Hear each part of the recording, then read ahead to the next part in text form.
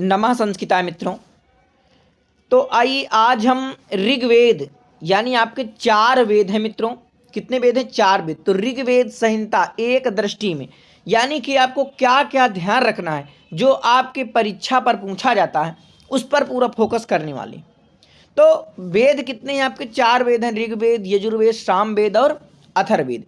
वेद का अर्थ क्या है? तो वेद का अर्थ है ज्ञान। वेद का अर्थ क्या है? तो वेद का अर्थ हो जाएगा ज्ञान। और वेद जो है आपका विद धातु है इसमें, और यानी कि जो आपका वेद है ये आपका वेद शब्द जो है विद धातु से घाय प्रत्यय करने पर ये आपका वेद शब्द निष्पन्न होता है। और वेद का अर्थ जो होता है यानी कि वेद का अर्थ क्या है? कोई आपसे पूछे तो वेद का अर्थ है ज्ञान, यानी कि जानकारी, ज्ञान। अब आइए, जो आपका ऋग्वेद है यानी 4 वेदों में पहला वेद आपका जो सबसे प्राचीन वेद है वो ऋग्वेद है। तो ऋग्वेद का आपको परिचय देखिए। पहले आपको अगर पूछे कि भाई ऋग्वेद के आचार्य कौन है तो आचार्य पैल हो जाएंगे। इसी प्रकार से हर वेद के यानी कि आपके ऋग्वेद हो गया, यजुर्वेद हो गए, सामवेद हो गया और अथर्ववेद हो गया, उनके सभी के आचार्य होते हैं। तो आपको ध्यान रखना है कि भाई जो ऋग्वेद का आचार है, अब आपसे पूछा जाएगा वहां पर इस प्रकार पूछेगा कि यजुर्वेद का आचार बताइए, या सामवेद का आचार बताइए, या अथर्ववेद का आचार बताइए। तो अगर आपसे ऋग्वेद पूछता है तो आपको आचार ध्यान रखना है कि पैल। ऋग्वेद के आचार कौन है? पैल। इसके ऋत्विज कौन है? तो ऋत्विज होता हो जाएगा। इसका उपवेद क्या है? तो ध्यान रखना है कि इसका जो उपवेद है यानी जो ऋग्वेद का उपवेद है उसे क्या बोलते हैं? आयुर्वेद। ठीक है, आयुर्वेद जो है ऋग्वेद का क्या है? उपवेद है। अच्छा, आप ध्यान रखना है ऋग्वेद के अपर नाम।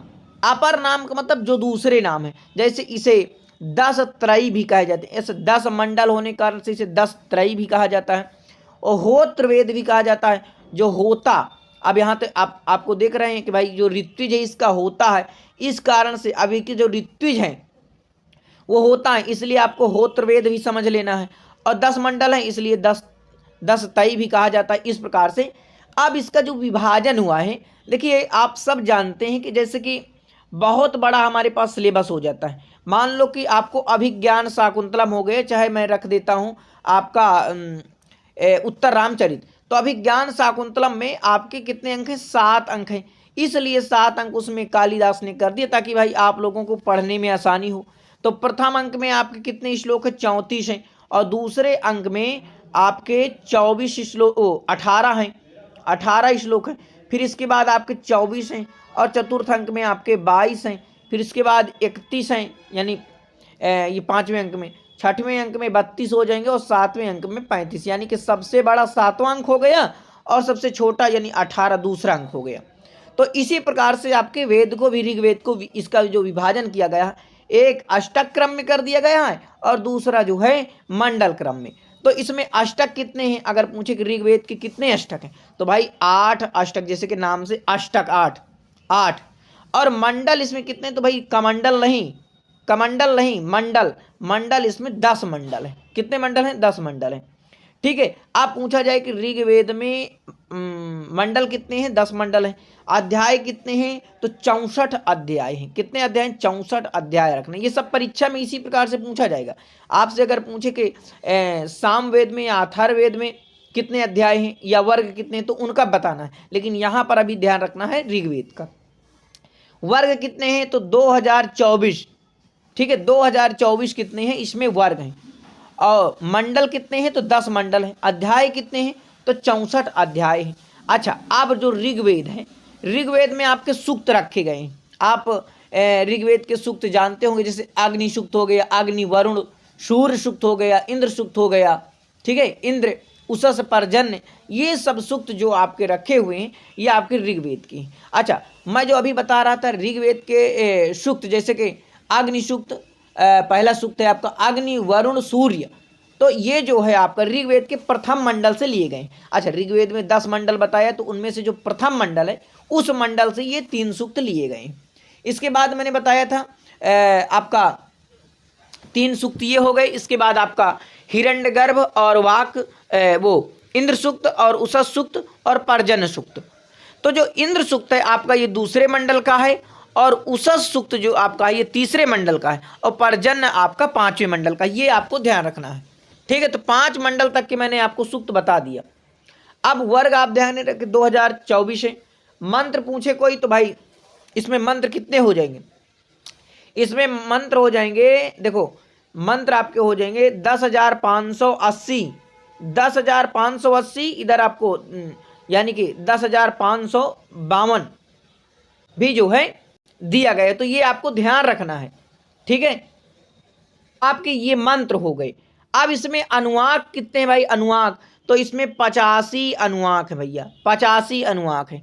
मंडल कितने थे, 10 मंडल हैं। अष्टक 8 अष्टक क्रम में, क्योंकि मंडल क्रम में अष्टक इसका 2 विभाजन हुआ था।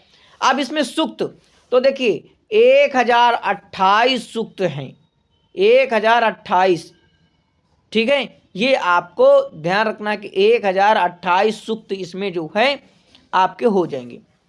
उत्पत्ति देवता तो भाई जो इसके उत्पत्ति देवता हैं वो हो जाएंगे अग्नि। क्या हो जाएंगे, अग्नि। ऋग्वेद के देवता कौन है, तो ऋग्वेद के जो देवता हो जाएंगे वो हो जाएंगे अग्नि, और यही आपका सूक्त भी है अग्नि, प्रथम सूक्त। आज प्रथम मंडल का है। अब इसकी शाखाएं पूछेगा कि भाई इसमें से अगर आपको 4-5 शाखा दे दिया, उनमें से पूछेगा कि बताइए कि ऋग्वेद की कौन सी शाखा नहीं है, या इसमें से कौन सी ऋग्वेद की शाखा है। तो जैसे आपको ध्यान रहेंगे कि ऋग्वेद की 5 शाखाएं हैं।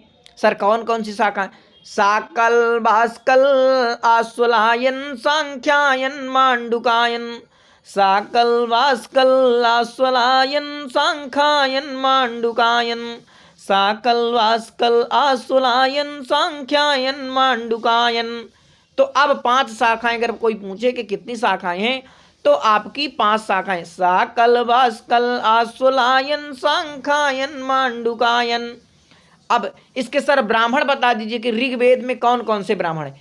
तो ऋग्वेद के आपके जो 2 ब्राह्मण प्राप्त होते हैं, एक का नाम है ऐतरेय ब्राह्मण और दूसरे का नाम है कौशेतकी, और कौशेतकी को सांख्यायन ब्राह्मण भी कहा जाता है। तो 2 ब्राह्मण मिल गए। अच्छा आरंडक ध्यान रखना, ऐतरेय आरंडक भी है, जैसे ऐतरेय ब्राह्मण है और कौशेतकी सांख्यायन, ये जो ब्राह्मण है तो इसके जो आरंडक का नाम है वो ऐतरेय आरंडक है और सांख्यायन आरंडक। तो इसमें घबराना नहीं है कि भाई ऐतरेय ब्राह्मण भी है, ऐतरेय आरंडक भी है। तो हाँ हो सकता है ना, ऐतरेय ब्राह्मण भी है, ऐतरेय। मान लो कि अब भाई अगर आपके बुआ के लड़की का नाम पूजा है और आपके भतीजी का नाम भी पूजा, तो इसमें क्या है भाई, नाम है तो नाम रख दिए। अब इसके तो ये ऐतरेय और सांख्यायन 2 आरंडक मिल गए और 2 जो है ब्राह्मण मिल गए, ऐतरेय ब्राह्मण और सांख्यायन ब्राह्मण, जिसे कौशेतकी ब्राह्मण। उपनिषद देखिए, उपनिषदों का नाम भी ऐतरेय और कौशेतकी, ये आपके उपनिषद हो गए।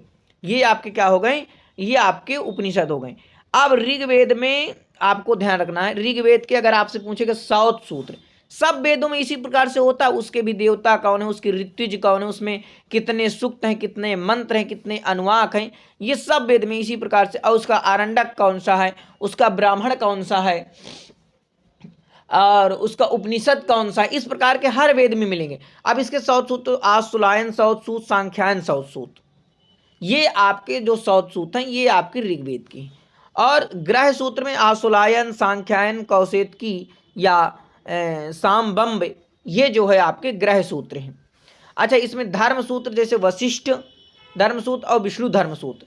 तो अगर आपसे पूछे कि विष्णु धर्म सूत्र जो है किस वेद से संबंधित है, तो आप बताएंगे कि ऋग्वेद से सर, क्योंकि इसके सर 2 मिलते हैं, वशिष्ठी और विष्णु धर्म सूत्र, ये जो है आपको मिलते हैं। ठीक है, बिल्कुल याद आप दिमाग में किए हैं।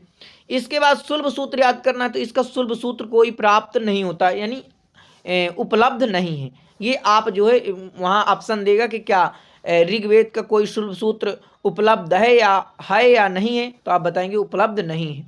शिक्षा में पाणिनि शिक्षा है, वशिष्ठ शिक्षा है, और प्रातिशाख में ऋग प्रातिशाख है। इसके भाष्यकार यानी ऋग्वेद के जो भाष्यकार हैं, ये भाष्यकार पूछ लेता। अब भाष्यकार याद करने का देखिए ट्रिक क्या है भाई, अगर पूछेगा मान लो स्कंद स्वामी दे दिया, पूछेगा ये किस वेद के भाष्यकार हैं, और 2 3 4 आपके यजुर्वेद, सामवेद, अथर्ववेद का सबका दे दिया एक एक, और पूछेगा कि ऋग्वेद का भाष्यकार कौन है, तो जब आप इन्हें पढ़ेंगे तभी तो जानेंगे कि भाई ये ऋग्वेद का भाष्यकार है। तो चलिए भाष्यकार बोलो। स्कंद स्वामी नारायण उद्गीता, स्कंद स्वामी नारायण उद्गीता, स्कंद स्वामी नारायण उद्गीता, माधव भट्ट वे कंठ माधव, माधव भट्ट वे कंठ माधव, धानुष्क यज्वा आनंद तीर्थ, धानुष्क यज्वा आनंद तीर्थ, आत्मानंद सायणाचार, आत्मानंद सायणाचार,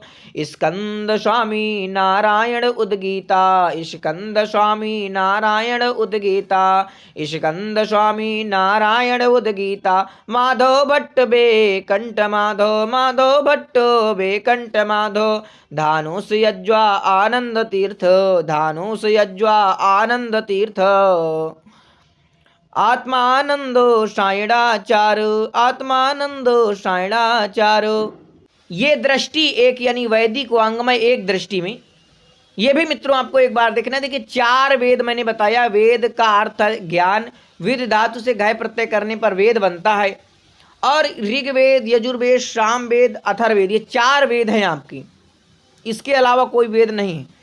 तो ये जो स्लाइड है इसको आपको ध्यान रखना है। देखिए इससे आपको बहुत चीज़ें प्रश्न मिल जाएंगे। अगर आपके दिमाग में रखिए कि भाई ऋग्वेद के आचार्य कौन है, ऋग्वेद के देवता कौन है, और ऋग्वेद की ऋत्विज कौन है, ऋग्वेद का उपवेद कौन है। इसके पहले भी मैं एक वीडियो बनाया हूँ, उसमें बताया हूँ। देखिए याद किस प्रकार आप दिमाग में आपके रटा, पहले सर ऋग्वेद होगा, फिर इसके बाद यजुर्वेद, फिर सामवेद, इसके बाद अथर्ववेद। यह आपके दिमाग में रटा है। आप अपने दिमाग से पूछे ऋग यजुर शाम अथर्व, ऋग्वेद यजुर्वेद सामवेद अथर्ववेद, ये आपके दिमाग में रटा है। तो सर हमें आचार, देवता और ऋत्विज और उपवेद रटा दीजिए, किस प्रकार से हम याद करें। हाँ तो आइए ध्यान लगाइए दिमाग में। देखिए पहला एक तरीका ये है कि आप इस प्रकार याद करिए कि ऋग्वेद के आचार्य पायल हैं, यजुर्वेद के आचार्य वैश्वपायन हैं, सामवेद के जैमिनी हैं और अथर्ववेद के सुमंतु हैं। आपको सर हमें ऋग्वेद का याद हो गया, ऋग्वेद के आचार्य पायल है। अच्छा तो 3 नहीं याद हो रहे हैं भाई, अथर्ववेद अंतिम वाला याद कर लो, सुमंतु। सर चलिए 2 याद कर लिए, ऋग्वेद के आचार्य पैल हैं, अथर्ववेद के सुमंतु हैं। सर भूल जाते हैं। देखिए भूलने, ये तो सबको भूल जाता है ना, तो वही तो याद करना। देखो किस प्रकार से याद करें कि भूले ना।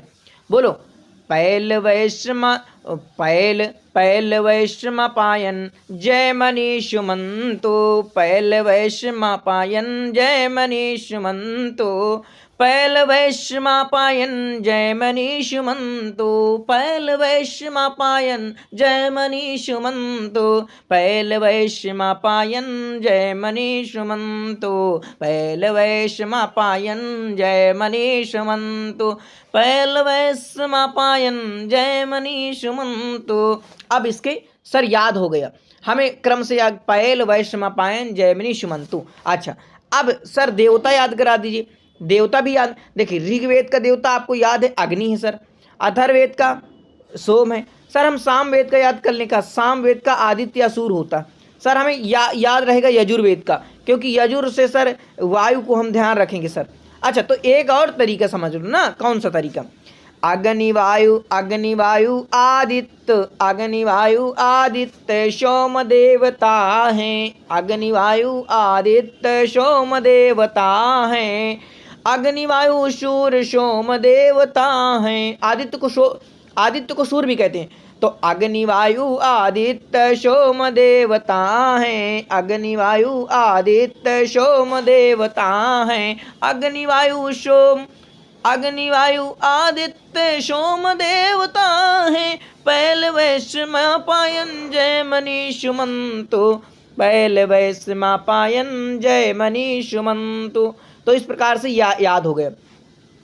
अब आपके ऋत्विज याद करना। होता अध्वर्यु उद्गात ब्रह्मा, होता अध्वर्यु उद्गात ब्रह्मा, ब्रह्मांति में होता अध्वर्यु उद्गात ब्रह्मा, होता अध्वर्यु उद्गात ब्रह्मा, होता उद्गाता, अरे होता अध्वर्यु उद्गात ब्रह्मा, आयुर्वेद धनुर्वेद गंधर्व, आयुर्वेद धनुर्वेद गंधर्व सर्पवेद, आयुर्वेद धनुर्वेद गंधर्व सर्पवेद।